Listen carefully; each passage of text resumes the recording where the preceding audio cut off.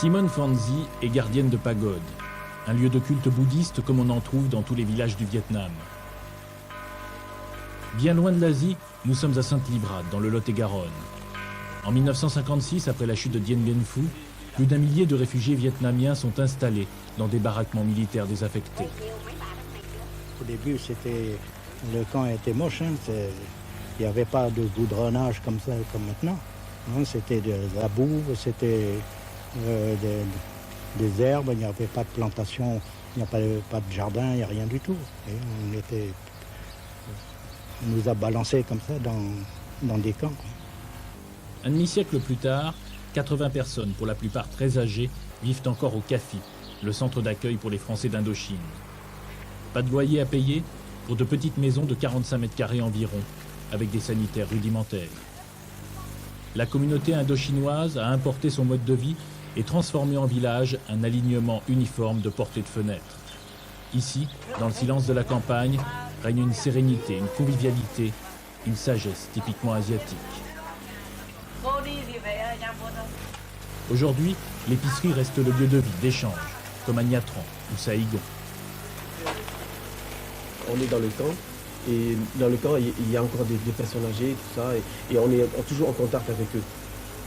Vous voyez, qu'à l'extérieur, bon, on se retrouve notre ville, quoi, vous voyez, mais qu'ici, on se retrouve au Vietnam. C'est toute une tradition.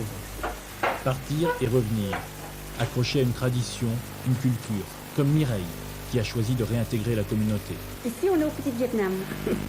On est en Indochine ici, une partie de l'Indochine. Parce qu'il y a la culture et les gens qui cultivent des produits exotiques. Et on a tout sous la main. Hein. Donc on n'est pas perdu à cause de ça. À 83 ans, Phan Thi-Mo est la doyenne du camp. Arrivée en 1975 en France après la chute de Saigon, elle ne supporte pas la vie parisienne.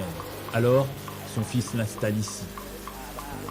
Bouddhiste et patronne de temple, comme beaucoup, elle a sacrifié une pièce de sa modeste maison au culte.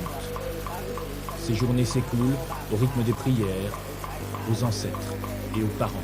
J'ai trouvé les amis ici, j'ai trouvé tous Vietnam ici. C'est même chose Vietnam, je suis content de laisser là. Ici, vous êtes heureuse? Si, je bien suis heureuse. Dans les rues de Sainte-Livrade, les Harkis, une autre communauté, côtoient les Indochinois, visiblement sans heurts.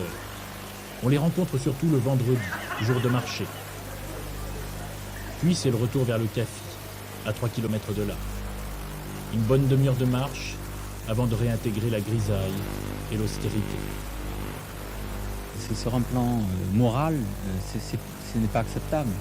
Mais je sais très bien que parce que les gens ont la possibilité d'être ensemble, bon, ça devient quelque part acceptable. Hein. Mais c'est le seul aspect que j'accepte, moi, personnellement. Hein, le fait qu'ils puissent se retrouver. Peu à peu, les jeunes délaissent le camp. Les anciens, eux, vieillissent paisiblement. S'ils étaient séparés, je crois que d'autres, enfin, certains seraient morts simplement beaucoup plus rapidement. Je prends l'exemple de certains qui ont été admis en maison de retraite. Ils n'ont pas tenu plus de 2 ans, 3 ans. Et donc ils sont morts très vite comme ça. Entre l'intolérable et l'indispensable, une communauté a trouvé des racines. Le CAFI devait disparaître avec elle, mais aujourd'hui, même les jeunes souhaitent que le camp continue à vivre au moment où l'on évoque sa destruction.